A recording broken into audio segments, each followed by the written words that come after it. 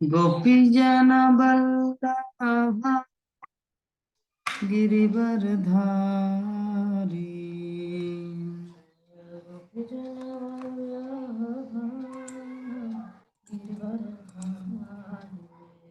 यशोदानंदन व्रज जनरंजना यशोदानंदन व्रज जनरंजना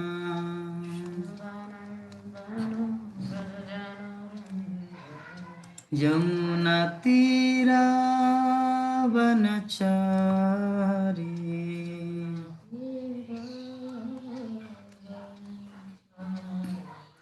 यमुना तीरावनचारी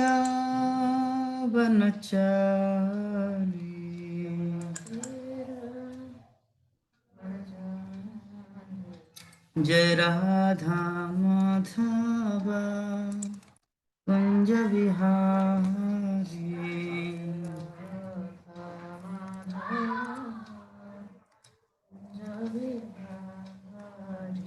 जय राधा माधव कुंज विहारी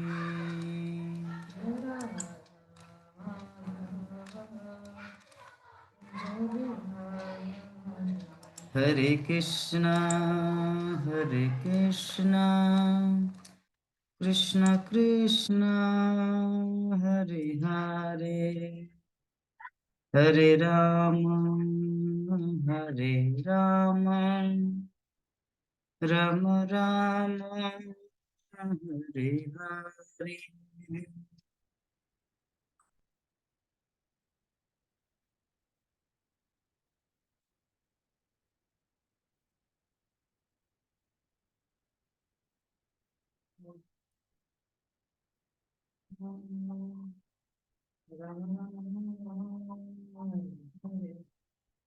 हरे कृष्णा कृष्ण कृष्ण हरे हरे हरे राम राम राम हरे हरे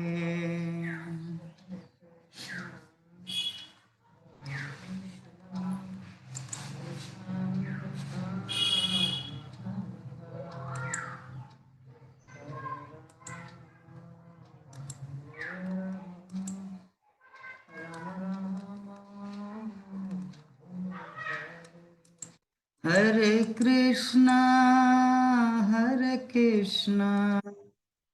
कृष्ण कृष्ण हरे हरे हरे राम राम राम हरे हरे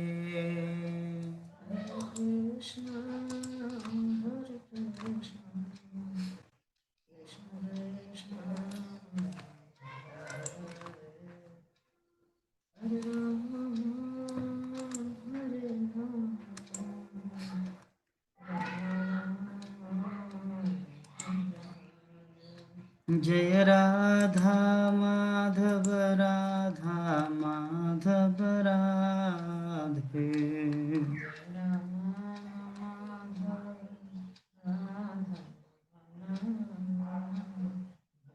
जय पंचतत्व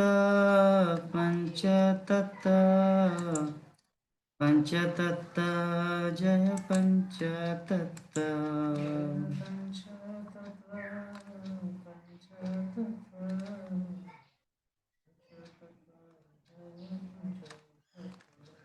जय नृसिंहदेव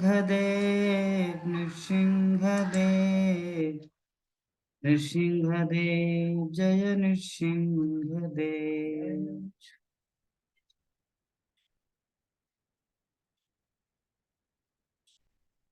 जय जय प्रभुपाद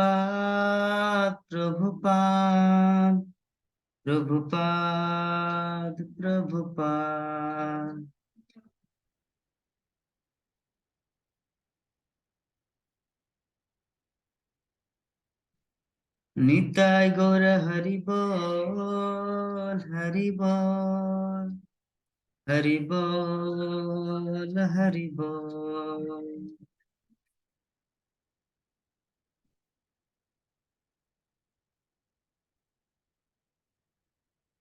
जय हरि नाम संकीर्तन की, जगत गुरु शिला प्रभुपाद की, समवेत गौर भक्त बिंद की, निताय गौर प्रेमानंदे।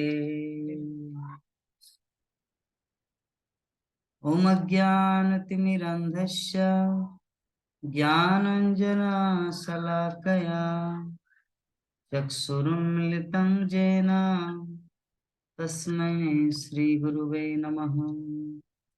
श्रीचैतन्यमनोभीष्टं स्थापितं येन भूतले स्वयं रूप कदा मह्यं ददाति सपदान्तिकम्।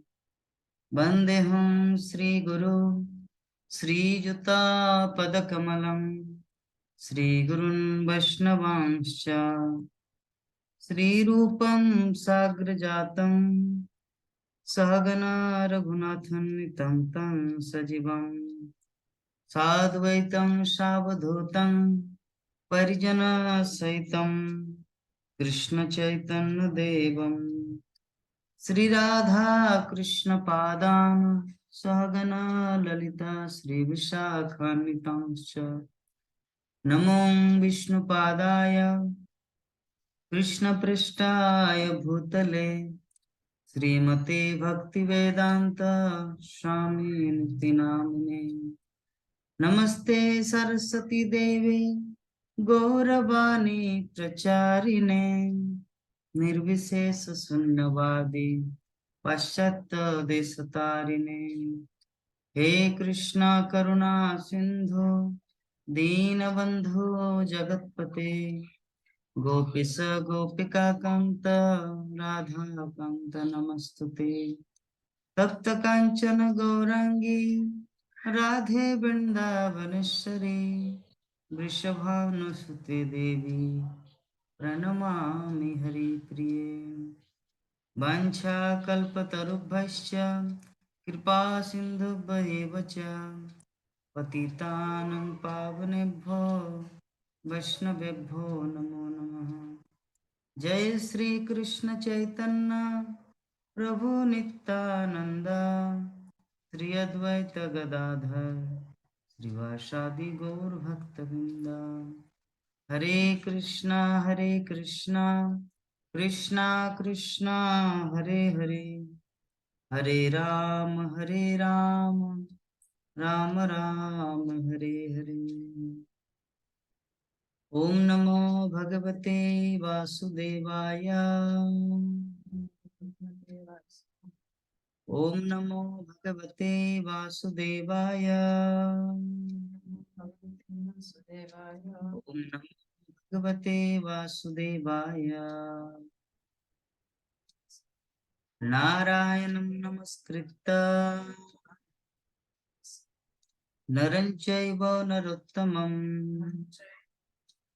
देवीं सरस्वतीं व्यासं ततो जयमुदीरये। नष्टप्रायेषु अभद्रेषु नित्यं भागवत सेवया भगवती उत्तम श्लोके भक्तिर्भवति नष्टिकी।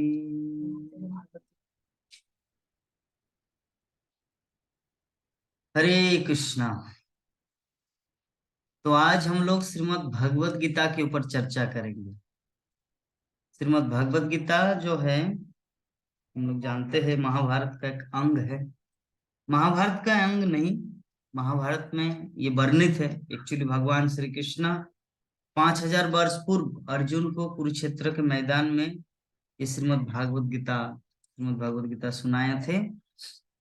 और ये जो भगवत गीता है, ये प्राचीन विश्व के महाकाव्य अर्थात संस्कृत इतिहास में एक प्रकरण में प्रकट हुए हैं।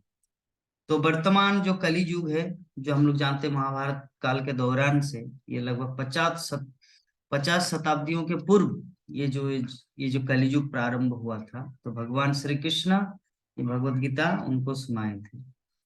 तो ये जो भगवत गीता है, इनका जो प्रवचन है, ये मनुष्य को ज्ञात होना चाहिए, क्योंकि इसमें धार्मिक, दार्शनिक, फिलोसॉफी सब कुछ वर्णन किया गया है। और हम लोग जानते हैं कि ये भगवत गीता, ये महाभारत का जो युद्ध हुआ था, कुरुक्षेत्र के युद्ध में, इसमें दो दल थे, एक था कौरव, एक था पांडव। तो पांडु के पुत्र पांडव हुए और धृतराष्ट्र के पुत्र को कौरव कौरव कहा जाता। तो जब पांडु की मृत्यु कम आयु में ही हो गई, तो उनके 5 बच्चे थे, अर्थात युधिष्ठिर, भीम, अर्जुन और नकुल और सहदेव। तो धृतराष्ट्र की देखरेख में वो लोग आए, और वास्तव में धृतराष्ट्र राजा बन गए, यद्यपि उनका अधिकार नहीं था राजा बनने का। तो इस प्रकार धृतराष्ट्र के पुत्र और पांडु के पुत्र एक ही राजधानी में पले बढ़े, और दोनों को, मतलब दोनों राजकुमारों को द्रोणाचार्य के द्वारा सैन्य कला का प्रशिक्षण दिया गया, और भीष्मदेव की देखरेख में, उनका परामर्श से वो दोनों मतलब बड़े हुए। तो जो धृतराष्ट्र के पुत्र थे, विशेष रूप से जो दुर्योधन, वो पांडवों से घृणा करते थे, ईर्ष्या करते थे। यद्यपि युधिष्ठिर महाराज कभी भी दुर्योधन से ईर्ष्या नहीं करते थे, लेकिन दुर्योधन, युधिष्ठिर, पांचों पांडवों से ईर्ष्या करते थे। और ये जो धृतराष्ट्र है, ये धृतराष्ट्र चाहते थे कि उनका पुत्र दुर्योधन ही राजा बने, यद्यपि दुर्योधन का राजा बनने का कोई योग्यता नहीं था। तो इस प्रकार हम लोग देखते कि दुर्योधन, धृतराष्ट्र की सहमति से दुर्योधन ने पांडु के युवा पुत्रों को मारने की साजिश रची। हम लोग जानते हैं लाक्षागृह में, या भीम को विषपान लड्डू में जहर मिला दिया था। इस प्रकार बहुत सारे प्रयास किए थे उनको मारने के लिए। तो जो भी है, अंततः हम लोग जानते हैं कि चतुर दुर्योधन ने पांडवों को जुआ खेलने की चुनौती दी। उसके बाद उन लोगों को फिर 13 वर्ष के लिए वनवास भेज दिया। विभिन्न प्रकार से बहुत प्रयास किया था, लेकिन होता वही है जो भगवान श्री कृष्ण चाहते हैं। तो वनवास से जब लौट आए, 13 वर्ष के वनवास से, पांचों पांडव लौटने के बाद उनसे अनुरोध किया, लेकिन धृतराष्ट्र राज्य देने से इनकार कर दिए। फिर सार्वजनिक प्रशासन, राजकुमार,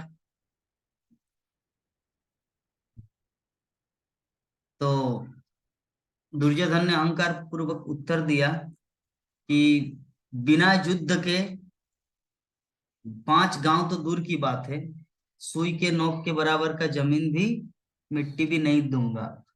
इस प्रकार युद्ध जो था ना, अवश्य संभावित था कि युद्ध होना ही था, वो इंडिया, मतलब। और दुर्योधन ने डायलॉग मारा था कि भीख, हाँ, भिखारी भीख मांगते हैं क्योंकि उनको छीनने की ताकत नहीं है। तो इस प्रकार बहुत अपमानित किया। और इस प्रकार कृष्ण जो है ना, अर्जुन के सारथी बने जब युद्ध का ये हुआ, और धनुर्धर अर्जुन के रथ चलाने का जिम्मेदारी उन्होंने अपने ऊपर लिए। और भगवत गीता शुरू होती है यहाँ पर, जो दो सेनाओं के मध्य, अर्थात कौरव एक साइड, पांडव एक साइड, और बीच में है अर्जुन। तो अर्जुन अभी पूरी तरह से भ्रमित हो गए कि क्या करना है, क्या नहीं करना है, मुझे साथ, मतलब अभी युद्ध करना चाहिए कि नहीं, ये सभी तो हमारे अपने हैं। तो जिस प्रकार भगवान श्री कृष्ण अभी उनके भ्रम को दूर करने के लिए श्रीमद् भगवत गीता कहा। तो श्रील प्रभुपाद, जो हमारी ISKCON international society for Krishna consciousness, अंतर्राष्ट्रीय कृष्ण भावना संघ के जो आचार्य है, संस्थापक आचार्य है, तो उन्होंने भगवत गीता यथारूप, अर्थात ये जो श्रीमद् भगवत गीता है, इनको यथारूप में प्रेजेंट किया। कहने का मतलब, दुनिया में बहुत सारे ऐसे पंडित है, बहुत सारे ऐसे लोग हैं, जो जैसा समझे उसी प्रकार उन्होंने भगवत गीता को प्रेजेंट किया। लेकिन श्रील प्रभुपाद ने क्या किया, जो हमारे गुरु परंपरा धारा है, भगवान श्री कृष्ण से, एक 2 सेकंड, भगवान श्री कृष्ण से ब्रह्मा, ब्रह्मा से नारद,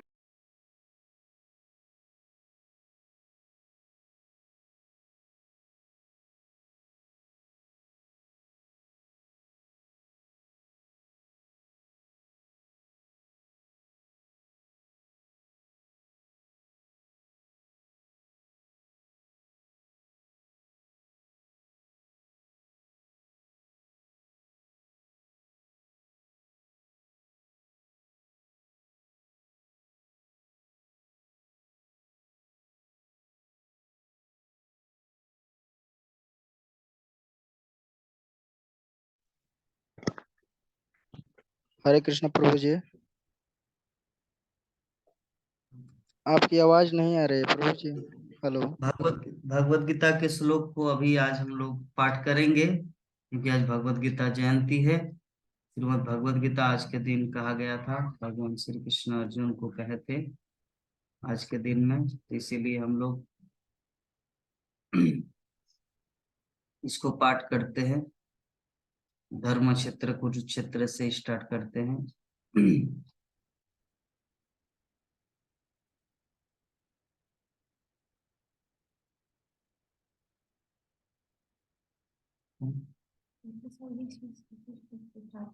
हाँ, तो इसी साल इसी श्लोक में स्टार्ट होगा। धर्मक्षेत्रे धृतराष्ट्रोवाच धर्मक्षेत्रे कुरुक्षेत्रे समवेतायुजुत्सव मामका पाण्डवश्चैव किं कुर्वत सञ्जय। सञ्जय उवाच दृष्टा तु पाण्डवानीकं व्यूढनं दुर्योधनस्तदा आचार्यमुपसङ्गम्य राजा वचनमब्रवीत्। पश्यतां पाण्डुपुत्राणाम् आचार्यं महतीं च मुं व्यूढां द्रुपदपुत्रेण तव शिष्येन धीमता। अत्र शूरा कहाँ गया अत्र शूरा महेश्वासा भीमार्जुन समायुधि युधान विराटश्च द्रुपदश्च महारथ दृष्ट दृष्टकेतुश्च कीतान काशीराजश्च वीर्यवान् पुरुजित जितकुन्तिभोजश्च शैब्यश्च नरपुङ्गव युधामञ्जुश्च विक्रान्त उत्तमोजाश्च वीर्यवान् सुभद्रो दर्पदेयश्च सर्व एव महारथा। अस्माकं तु विशिष्टाजे तन्निबोधोऽधिजोत्तम नायका मम सैन्यस्य संगार्थं तान् ब्रवीमि ते। भवान् भीष्मश्च कर्णश्च कृपश्च समितिञ्जय शस्तामा विकर्णश्च सोमदत्तिस्तथैव च अन्ये च बहवः शूरा मदर्थे तप्तजीविता नानाशस्त्रप्रहरणा सर्वे युद्धविशारदा अपर्याप्तं तदस्माकं बलं भीष्माभिरक्षितं पर्याप्तं तीदमेतेषां बलं भीमाभिरक्षितम् अयनेषु च सर्वेषु यथा भागमवस्थिता भीष्ममेवाभिरक्षन्तु भवन्तः सर्व एव हि।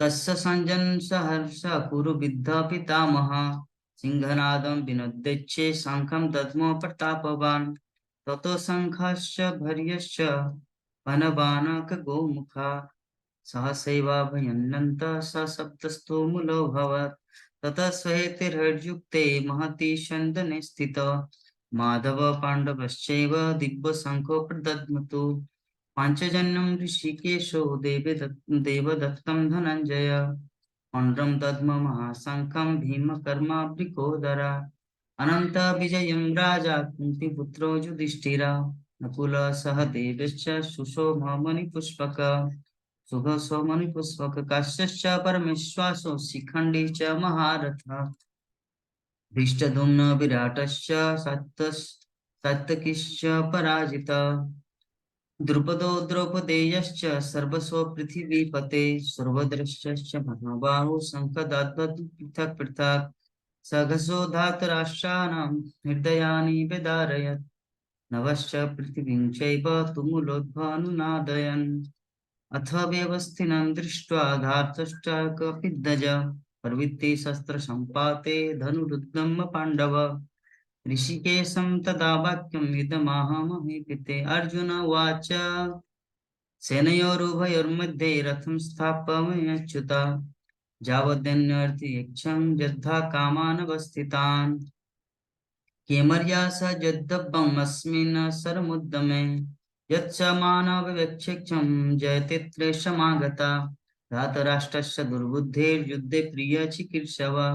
संजय उवाच एवमुक्तो ऋषिकेशो गुडाकेशेन भारत सेनयोरुभयोर्मध्ये स्थापिता रथोत्तमम् भीष्मदोनस्प्रमुखतः सर्वेषां च मक्षिताम् उवाच पार्थ पश्येतान् समवेतान् कुरुन्ति तत्र पश्चात्तिथं पार्थ पितॄन् पितामहान् आचार्यान् मातुलान् भ्रातॄन् पुत्रान् पुत्रान् सखीस्तथा ससुरान् सुहृदश्चैव सेनयोरुभयोरपि तान् समीक्ष्य स कौन्तेय सर्वान् बन्धून् अवस्थितान् कृपया परयाविष्टो विषीदन्नमब्रवीत्।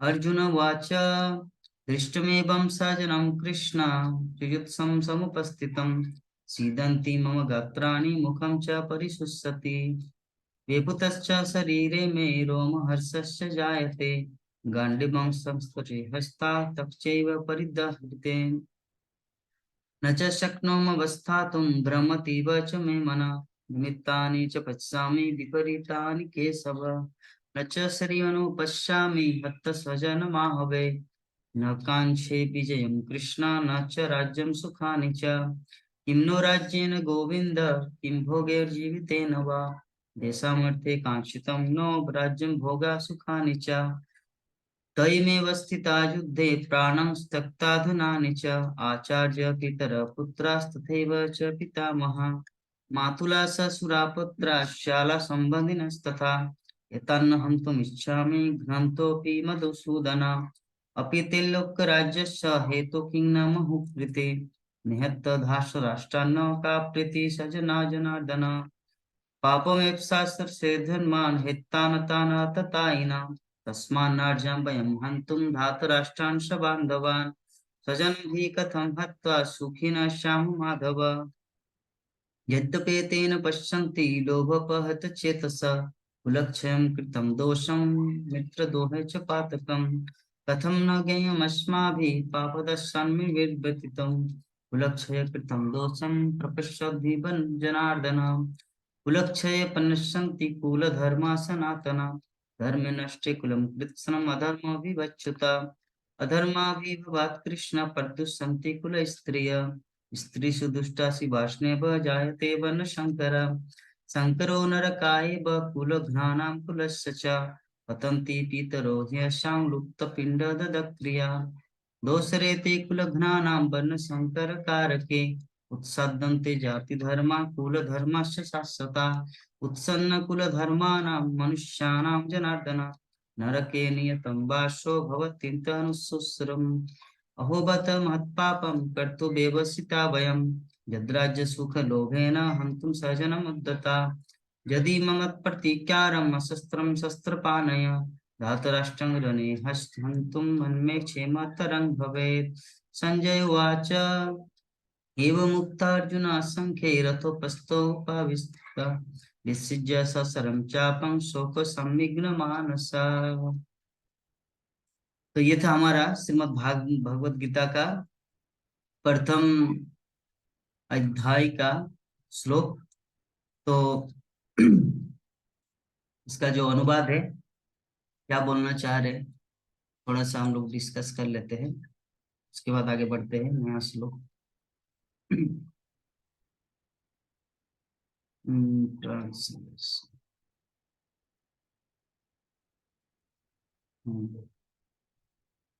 तो धृतराष्ट्र ने क्या कहा संजय को कि हे संजय, कि ये जो युद्ध क्षेत्र में अर्थात कुरुक्षेत्र के युद्ध मैदान में मेरे तथा पांडु के पुत्र दोनों जो एकत्र हुए, उन्होंने क्या किया। तो संजय ने उत्तर दिया कि पांडु के पुत्रों द्वारा तैयार की गई सेना को देखने के बाद दुर्योधन अपने गुरु के पास गए, अर्थात द्रोणाचार्य के पास गए, और वहां जाने के बाद निम्नलिखित शब्द कहे कि हे मेरे गुरुदेव, पांडु के पुत्र की महान सेना को देखो, जिसे आपके बुद्धिमान शिष्य द्रुपद के पुत्र ने कुशलता से व्यवस्थित किया है। और यहाँ इस सेना में भीम और अर्जुन से युद्ध करने वाले कई धनुर्धर, यथा युयुधान, विराट और द्रुपद जैसे महान सेनानी, और धृष्टकेतु, चेकितान, काशीराज, पुरुजित, कुंतीभोज और सभ्य जैसे महान वीर शक्तिशाली सेनानी भी उपस्थित है। शक्तिशाली युधामन्यु है, अत्यंत शक्तिशाली उत्तमौजा, सुभद्रा के पुत्र और द्रौपदी के पुत्र भी है। ये सभी योद्धा महान रथ सेनानी हैं। दुर्योधन का कुटिलता देखिए, दुर्योधन किस प्रकार कन्वर्ट कर रहे अपने गुरुदेव को। लेकिन आपकी जानकारी के लिए, हे ब्राह्मणों में श्रेष्ठ, मैं आपको उन कप्तानों के बारे में, अर्थात उस मतलब जो मूल सैनिक, उनके बारे में विशेष रूप से बताने जा रहा हूं। सैन्य बल का नेतृत्व करने के लिए योग्य है। हाँ, आपके यहाँ पर मतलब उस साइड में तो वो लोग हैं, और हमारे साइड में कौन कौन है? भीष्मदेव, कर्ण, कृपाचार्य, अश्वत्थामा, विकर्ण, सोमदत्त, भूरिश्रवा जैसे व्यक्तित्व है जो हमेशा युद्ध में विजयी होते हैं। इसको कहते हैं मोटिवेशन। दुर्योधन कैसे मोटिवेट कर रहे हैं। और भी बहुत से वीर हैं जो मेरे लिए अपने प्राणों की आहुति देने के लिए तैयार हैं। वो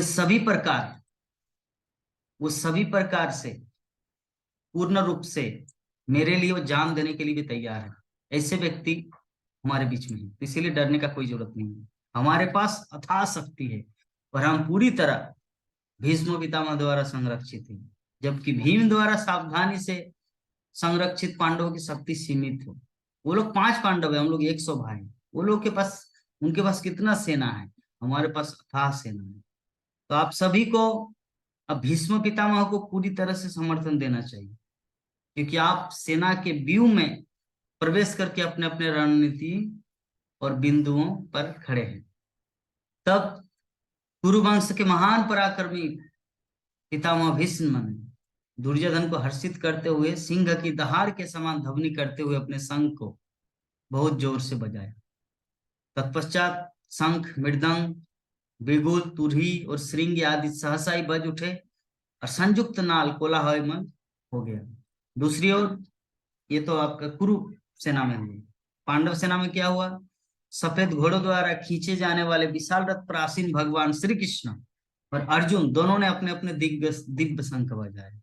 अर्जुन का शंख का नाम है क्या? देवदत्त, और भगवान श्री कृष्ण का है पांचजन्य। और भीम और अत्यंत कठिन कार्यों को करने वाले भीम ने अपना भयानक शंख बजाया, जिसे पौंड्र कहा है। तो कुंती के पुत्र महाराज युधिष्ठिर ने कौन सा शंख बजाया? अनंत विजय नामक शंख। और नकुल और सहदेव ने सुघोष और मणिपुष्पक शंख बजाए। और काशीराज महान धनुर्धर, महान योद्धा शिखंडी, धृष्टद्युम्न, विराट, अजय, सात्यकी, द्रुपद, द्रौपदी के पुत्र अन्य, हे राजन, सुभद्रा के महाबाहु पुत्र सभी ने अपने शंख बजाए। इन विभिन्न शंखों की ध्वनि कोलाहलपूर्ण हो गई। आकाश और पृथ्वी दोनों पर कंपन करते हुए इसने धृतराष्ट्र के पुत्रों के हृदयों को चकनाचूर कर दिया। ऐसे होता है कि महाराज की जय, महाराज की जय, जब उनको ज्यादा थोड़ा जय जय जय ध्वनि दिया जाता है तो ऑटोमेटिकली वो खुल जाता है। तो ये इतने सारे शंख बजे। अभी जो पांडवों का जो क्या बोलते हैं, कुरुओं का जो पार्टी है, वो लोग थोड़ा हड़बड़ा गए। अरे वाह, क्योंकि आवाज में जो होता है ना एकदम, आप किसी अंधेरी रात में अकेले जाओगे और सियाल चिल्लाएंगे तो नंद किशोरी माता जी पहले ही डर जाएंगे। ठीक है, जैसे और क्या बताऊं, क्योंकि आवाज से है ना, आवाज से व्यक्ति डर जाता है और आवाज से ही व्यक्ति मरते हैं। ये जो बॉम्ब आपका, जो कुआं खोदने के टाइम लगाया जाता है, और विभिन्न जो बॉम्ब विस्फोट, इतना आवाज, इतना धमाका होता है ना, वो कान जो है ना, कान एकदम पूरी तरह से घायल हो जाते हैं और व्यक्ति का जीवन, उनका प्राण निकल जाते हैं। ठीक है, तो जो भी है, आवाज का बहुत ही शक्ति होता है। तो उस समय पांडु के पुत्र अर्थात अर्जुन हनुमान द्वारा चिन्हित ध्वज वाले रथ में बैठे हुए थे। उन्होंने अपना धनुष उठाया और अपने तीर चलाने के लिए तैयार हुए। तो हे महाराज धृतराष्ट्र, अर्जुन ने तब भगवान श्री कृष्ण से कुछ शब्द कहे। तो अर्जुन ने कहा, हे अच्युत, कृपा मेरे रथ को दोनों सेनाओं के बीच खींचो, ताकि मैं उन लोगों को देख सकूं जो यहाँ मौजूद है, जो युद्ध करना चाहते हैं और जिनके साथ मुझे हथियारों के साथ इस महान परीक्षण में लड़ना है। मुझे उन लोगों को देखना है कि कौन भाग लेने के लिए आए। मुझे उन लोगों को देखना है जो धृतराष्ट्र के दुष्ट चित्त पुत्र को प्रसन्न करने की इच्छा से यहाँ पर आए हैं। तो संजय ने कहा धृतराष्ट्र को कि हे भरत के वंशज, अर्जुन द्वारा इस प्रकार संबोधित किए जाने पर भगवान कृष्ण ने दोनों पक्षों की सेनाओं के बीच में उत्तम रथ खींचा। तो भीष्म, द्रोण और विश्व के सभी सरदारों की उपस्थिति में भगवान ने कहा, हे पार्थ, देखो पार्थ, सभी कौरव यहाँ इकट्ठा हुए हैं। वहां अर्जुन ने दोनों पक्षों की सेनाओं के बीच अपने पिता, दादा, गुरुजन, मामा, भाई, पुत्र, पौत्र, मित्र और अपने ससुर तथा शुभचिंतक भी देखे। तो जब कुंती के पुत्र अर्जुन ने मित्रों और संबंधियों की इन विभिन्न श्रेणियों को देखा, तो वहां करुणा से अभिभूत हो गया और इस प्रकार बोले। अर्जुन ने कहा कि हे कृष्ण, मेरे सामने अपने मित्रों और रिश्तेदारों को इस तरह की लड़ाई की भावना से उपस्थित देखकर मुझे लगता है कि मेरे शरीर के अंग कांप रहे हैं और मेरा मुंह सूखा जा रहा है। मेरा पूरा शरीर कांप रहे हैं, मेरे रोंगटे खड़े हो रहे हैं और मेरा गांडीव धनुष हाथ हाथ से फिसल रहा है। मेरी त्वचा जल रही है। अब मैं यहाँ अधिक देर तक खड़े रहने में समर्थ नहीं हूँ। मैं खुद को भूल रहा हूँ और मेरा दिमाग घूम रहा है। मैं केवल दुर्भाग्य के कारणों को ही देखता हूँ। जो हे कृष्ण, हे केसी के हत्यारे, आप मुझे इसी परिस्थिति में राह दिखाएं। मैं यह नहीं देखता मैं यह नहीं देखता कि इस युद्ध में अपने सजनों को मारने से कैसे कोई लाभान्वित हो सकता। नहीं, हे मेरे कृष्णा, मैं बाद में किसी विजयी राज्य या किसी सुख की कामना कर सकता हूँ। हे गोविंद, हमारे लिए एक राज्य, खुशी या यहाँ तक कि जीवन भी क्या है, जो वे सभी जिनके लिए हम उन्हें चाहते हैं अब इस युद्ध के मैदान में है। हे मधुसूदन, जब शिक्षक, पिता, पुत्र, पितामह, मामा, ससुर, पुत्र, देवर और अन्य रिश्तेदार अपने प्राणों और संपत्तियों को त्यागने के लिए तैयार है और हम मेरे सामने खड़े हैं, तो मैं क्यों इच्छा करूं उन्हें मारने के लिए, भले ही वो अन्यथा मुझे मार दे। हे समस्त जीवों के पालनहार, मैं इस पृथ्वी की तो बात ही छोड़िए, तीनों लोगों के बदले में भी उनसे युद्ध करने को मैं तैयार नहीं हूं। धृतराष्ट्र के पुत्रों को मारने से हमें क्या आनंद मिलेगा? यदि हम ऐसे आतताइयों का संहार करेंगे तो हम पर हावी हो जाएगा। इसीलिए धृतराष्ट्र के पुत्रों और अपने मित्रों को मारना हमारे लिए उचित नहीं है। भाग्य की देवी के पति, हे कृष्णा, हमें क्या प्राप्त करना चाहिए और हम अपने सज्जनों को मारकर कैसे सुखी हो सकते हैं? हे जनार्दन, यद्यपि ये पुरुष जिनके हृदय लोभ से व्याकुल है, अपने परिवार को मारने या दोस्तों के साथ, मित्रों के साथ झगड़ा करने में कोई दोष नहीं देखते हैं, फिर भी हम जो एक परिवार को नष्ट करने में अपराध को देख सकते हैं, इन पाप कार्यों में क्यों संलग्न है? वंश के नाश से सनातन कुल परंपरा का नाश हो जाता है और इस प्रकार शेष कुल धर्म अधर्म में लिप्त हो जाता है। हे कृष्ण, जब परिवार में अधर्म प्रमुख होता है तो परिवार की स्त्रियां दूषित हो जाती है और नारित्व के पतन से हे वृष्णि की वंशज अवांछित संतान हिप्पी बन जाती। अवांछित आबादी की वृद्धि निश्चित रूप से परिवार और परंपरा को नष्ट करने वाले दोनों के लिए नारकीय जीवन का कारण बनती है। ऐसे भ्रष्ट परिवारों के पूर्वज पतित हो जाते हैं क्योंकि उन्हें अन्न जल चढ़ाने के लिए ये जो रीति रिवाज वो सब एकदम बंद हो जाते, और जो कुल परंपरा को नष्ट करके अवांछित संतानों को जन्म देते हैं, उनके कुकृत्यों से समस्त प्रकार की सामुदायिक परियोजनाएं तथा परिवार कल्याण के कार्य नष्ट। अर्जुन इस प्रकार बोल रहे हैं, हे कृष्ण, लोगों के अनुरक्षक, मैंने गुरु शिष्य परंपरा से सुना है, जिनकी पारिवारिक परंपराएं नष्ट हो जाती है वो हमेशा नरक में निवास करते। अफसोस, ये कितना अजीब है कि हम बहुत बड़ा भयंकर पाप करने जा रहे हैं। थोड़ी सी तुच्छ राज सुख भोगने की इच्छा से अपने सज्जनों का वध करने में हम लोग कितने आतुर हैं। यदि शस्त्रधारी धृतराष्ट्र के पुत्र मुझे युद्ध के मैदान में निहत्थे और निरंकुश मार दे तो ये मेरे लिए अच्छा है। इस प्रकार संजय ने धृतराष्ट्र को कहा इस पहले अध्याय में। युद्ध के मैदान में इस प्रकार कहते हुए अपने धनुष और बाणों को एक तरफ रखकर अर्जुन बैठ गए और उसका मन शोक से भर गया। अभी द्वितीय अध्याय नेक्स्ट जो चैप्टर है उसमें क्या है हम लोग उसको भी पढ़ते हैं।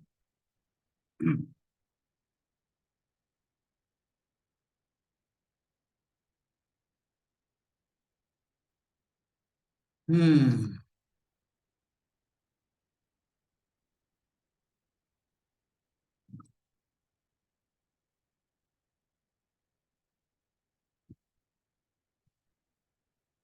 संजय उवाच तं तथा कृपयाविष्टम् अश्रुपूर्णाकुलेक्षणं विषीदन्तमिदं वाक्यम् उवाच मधुसूदन।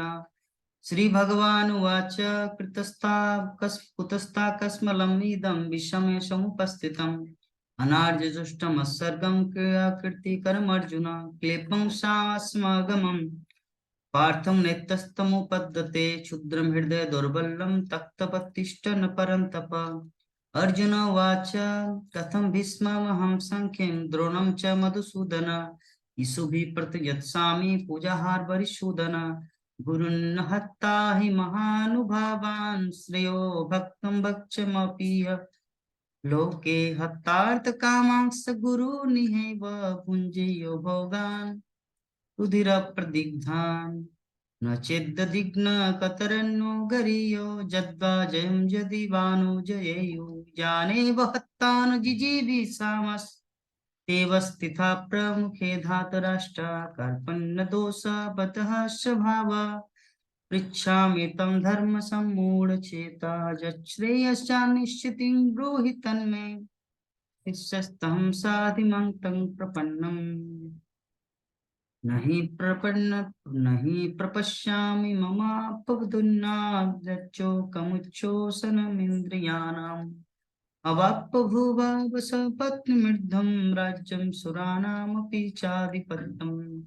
संजय उवाच एवमुक्ता ऋषिकेशं गुडाकेश परन्तप नोजत्सयति गोविन्दं मुक्ता तूष्णीं बभूवः तमुवाच ऋषिकेशो प्रहसन्निव भारत सेनयोरुभयोर्मध्ये विषीदन्तमिदं वच। श्रीभगवानुवाच असुच्चनादजस्तुतं प्रज्ञवादांश्च भाषसे गतासु न गतासूंश्च नानुशोचन्ति पण्डिता न तेयां जातु नाशं न तं नेमे जनाधिपा न चैव न भविष्यामो सर्वे वयमतः परम् देहिनस्मिन् यथा देहे कौमारं यौवनं जरा तथा देहान्तरे प्राप्तिर्धीरस्तत्र न मुह्यति मात्रा स्पर्शास्तु कौन्तेय शीतस्म सुख दुःखदा आगमपायिनो नित्यांस्तांश्चित्स भारत जङ्घि न वेतयन्ते ते पुरुषं पुरुषर्षभ समसुख समदुःख सुखं धीरं स्वमृत्युताय कल्पते नासतो विद्यते भावो न भावो विद्यते सत उभयोरपि दृष्टन्तस्तनस्तत्तदृशिभिः अविनाशी तु तद्विद्धि येन सर्वमिदं ततं विनाशम् अवश्यस्य न कश्चित् कर्तुमर्हति अन्तवन्ते मे देहा नित्यस्तक्ता शरीरेण अनाशिन प्रमेयस्य तस्मात् युद्धस्य भारत जैनं वेत्ति हन्तारं यश्चैनं मन्यते हतम् उभे तो न विजानीतो नायं हन्ति न हन्यते न जायते न म्रियते वा कदाचिन्नायं भूत्वा भविता न भूय अजो नित्यं शाश्वतं पुराणान् हन्यते हन्यमाने शरीरे वेदा विनाशिनं नित्यं जोयनं जनाभवन् कथं स पुरुषो पार्थं कं घातयति हन्तिकम् वासांसि जीर्णानि यथा विहाय नवानि गृह्णाति नरोपराणि तथा शरीराणि विहाय जीर्णान्यानि संजाति नवानि देहि नैनं छिन्दन्ति शस्त्राणि नैनं दहति पावका न चैनं क्लदन्तापो नो शशति मारुता अच्छेदन्नादकल्यप्सलोकस्य ये वच नित्यसर्वगतो स्थाणुरचलोऽयं सनातनः अव्यक्तयमञ्चिन्त्यो अविकार्यमचुच्यते तस्मादिं विदित्तेनं नानुशोचितुमर्हसि अथ चैनं नित्यजातं नित्यं वाक्मन्यसेमृतं तथापि तं महाबाहो नैनं शोचितुमर्हसि जातस्य हि ध्रुवं मृत्युर्ध्रुवं जन्म मृतस्य च तस्मात् अप्रियार्थेन तं शोचितुमर्हसि अव्यक्तादीनि भूतानि व्यक्तमध्यानि भारत अव्यक्तनिधनश्यानि वे तत्र का परिदेवना आश्चर्यवत् पश्यति कश्चिदेनम् आश्चर्यवद्वत्पति तथेशान्य आश्चर्यवच्चैनमन्यः शृणोति सुप्ताप्ययेन वेदना किचैव कश्चित् देहि नित्यमध्याह्नं देहे सर्वस्य भारत तस्मात् सर्वाणि भूतानि नूतं शोचितुमर्हसि सधर्मापि चावेक्ष न पिङ्कितुमर्हसि धर्मद्धियुद्धदेशस्य क्षत्रियस्य न विद्यते यदृच्छया चोपपन्नं सर्गदारमपावृतं सुखिनः क्षत्रिया पार्थ लभन्ते युद्धमीदृशम् अथ चेत्तमिमं धर्मं संग्रामं न करिष्यसि ततः सधर्मकीर्तिं च हित्वा पापमवाप्स्यसि अकृतिं चापि भूतानि कथयिष्यामि ते भयां संविवातस्य चाकीर्तिरमराधतिरुच्यते भयातुर्यानमुदपरं मतस्तेनाथ महारथात् येषां तं बहुमते भूता जास्यसि लाघवम् अवाच्यवाद्य संबहुन् दिविदसीतबाहिता निन्दनस्तस्य सामर्थ्यं तत दुःखतरं नु किम् हतो वा प्राप्तसि सर्गं जित्वा वा वक्षसे महिं तस्मात् दुष्टित कौन्तेय युद्धस्य कृतनिश्चय सुख दुखे समय कृत्वा लाभालाभो जया जयो ततो युद्धाय युज्यस्य नैवं पापं विशस्यसि एष ते भीत्या संख्ये बुद्धियोगं तिमां शृणु बुद्धा युक्त जा पार्थ कर्मबन्धं प्रहास्यसि नेहाभिकर्मणाशस्ति प्रत्यवायो न विद्यते स्वल्पमपश्य धर्मस्य त्रायते महतो भयात् व्यवसायत्मक्या बुद्धिरेकः कुरुनन्दन बहुशाखायनं तस्य बुद्धयो व्यवसायिनां जामिमां पुष्पितां वाचां प्रबुद्धन्त विपश्चिता वेदवादरता पार्थं नान्यदस्तीति वादिना कामात्मनः सर्गपरा जन्मपरा कर्म प्रबदां क्रिया विशेष बहुलां भोगे सर्वगतिं प्रति भोगे सर्वजा प्रसक्तानां तया परित्यज्येतसां व्यवसायत्मिका बुद्धिः समाधो न विधीयते त्रिगुणा विषया वेदा नैस्तिर्गुणा भवार्जुनो निर्द्वन्द्वो नित्यसक्तस्यो निर्योगो क्षेमो आत्मवान् जावनार्थो उदापाने सर्वतो संप्लुदोदके तावान् सर्वेषु वेदेषु ब्राह्मणस्य विजानत कर्मण्येवाधिकारस्ते मा फलेषु कदाचन मा कर्मफल हेतुर्भुर्ते संगस्त कर्मणि योगस्त कुरु कर्माणि संगं तक्ता धनंजय सिद्ध सिद्धाय सौ सम्मे भूता सम्मतं योग उच्यते दूरेण ह्यवरं कर्म बुद्धि योगान् धनंजय बुद्धो शरणं वन्निच्छ कृपणा फल हेतव बुद्धियुक्तो जहाति ह्य उभे सुकृत दुष्कृते तस्मात् योगाय युज्यस्य योग कर्मसु कौशलम् कर्मजं बुद्धियुक्ता हि फलं त्यक्ता मनीषिणा जन्म बन्धाभि निर्मुक्ता पदं गच्छन्तं नामयम् यदा ते मोह कलिलं बुद्धिर्व्यतितरिष्यति तदा गन्तासि निर्वेदं श्रोतपश्य श्रुतस्य च श्रुति विप्रतिपन्ना ते यदा स्थायस्ते निश्चला समाधि समाधावचला बुद्धिस्तदा योगमवाप्स्यसि अर्जुन उवाच स्थितप्रज्ञस्य का भाषा समाधिस्तस्य केशव स्थिति स्थितिः किं प्रभाषेत किमासीत व्रजेत किं श्रीभगवानुवाच प्रजाहाति यदा कामान् सर्वान् पार्थमनोगतान् आत्मन्यवात्मना तुष्ट स्थितप्रज्ञस्तदुच्यते दुःखेषु नामदा सुखेषु विगतस्प्रिय विगत वीतराग भय क्रोधो स्थितिर्भुवनमुनिरुच्यते या सर्वत्राभीष्मेन तत्पार्श्वशुभाशुभं नाभिनन्दति न दृष्टि तस्य प्रज्ञा प्रतिष्ठिता यदा संगरते चायं कुर्मनो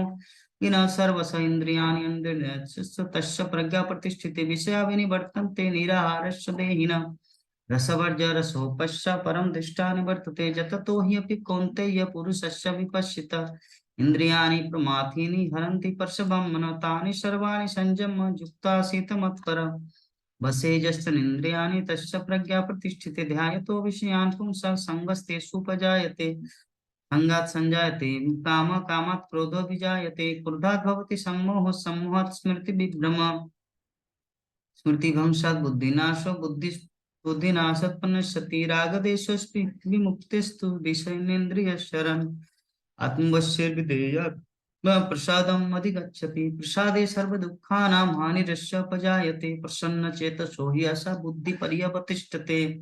नास्ति बुद्धिर्युक्तस्य च नाचार्युक्तस्य भावना न चाभयभयतो शान्तिः शान्तस्य कुतो सुखम्। इन्द्रियाणां हि चरतां जन्मनो विदीयते तदस्य हरति प्रज्ञां वायुर्नावं विवाम्बसि। तस्यादंशस्य महाबाहो निगृहीतानि सर्वशः इन्द्रियाणि इन्द्रियार्थस्य तस्य प्रज्ञापनेत्युच्यते। जानीषा सर्वभूतानां तस्यां जागृति संयमः।